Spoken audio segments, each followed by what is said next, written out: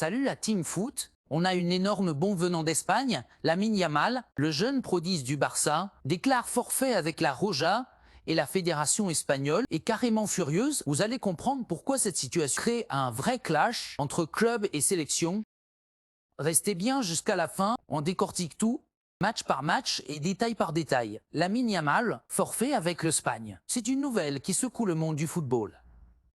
À 18 ans seulement, Lamine Yamal est déjà considéré comme un des joueurs les plus prometteurs d'Espagne et du FC Barcelone. Pourtant, ce lundi 10 novembre 2025, il manquera le rassemblement de la sélection nationale et la RFEF, Fédération espagnole de football, n'a pas caché sa colère. Le communiqué officiel de la RFEF est clair. Le service médical de la Fédération espagnole tient à exprimer sa surprise et sa consternation après avoir appris, le lundi 10 novembre à 13h47, que Lamine Yamal avait subi le matin même une intervention invasive par radio-fréquence pour traiter une gêne pubienne. Cette intervention a été réalisée sans que le staff médical de l'équipe nationale en soit informé au préalable. Cette intervention a été réalisée. Les détails n'ont été communiqués qu'à 22h40 la veille, recommandant un repos de 7 à 10 jours.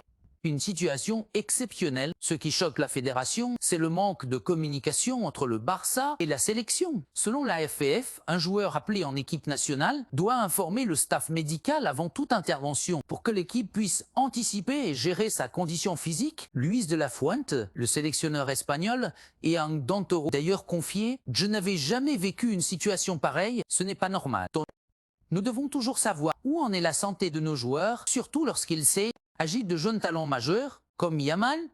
Lamine Yamal et sa blessure, la radio à fréquence pratiquée sur Yamal vise à réduire la gêne pubienne, une douleur courante chez les footballeurs qui peut vise à réduire la gêne pubienne, une douleur courante gêner les déplacements rapides, les frappes et les sprints. Même si l'intervention est minimement invasive, la récupération nécessite plusieurs jours de repos pour éviter toute complication. Selon les recommandations médicales reçues par la FF, Lamine devra rester au repos 7 à 10 jours, ce qui l'empêche de participer aux entraînements et matchs internationaux prévus. Les conséquences pour le Barça et la Roja. Pour le Barça, c'est une décision logique, protéger un joueur clé pour le club et éviter un risque de blessure aggravée.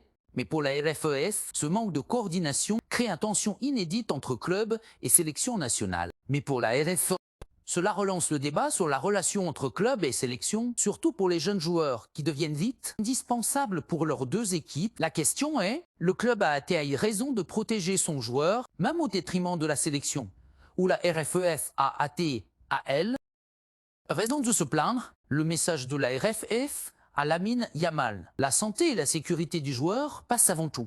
Nous lui souhaitons un prompt rétablissement et espérons le retrouver très bientôt parmi nous, dans des conditions optimales.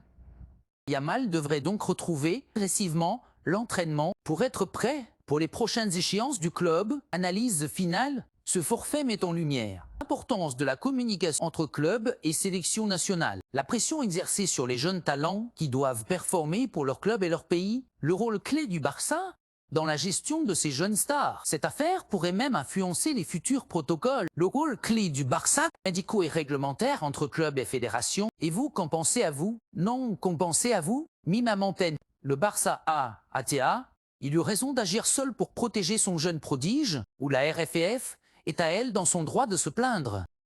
Laissez votre avis en commentaire et n'oubliez pas de liker, de vous abonner et de partager pour toutes les dernières infos.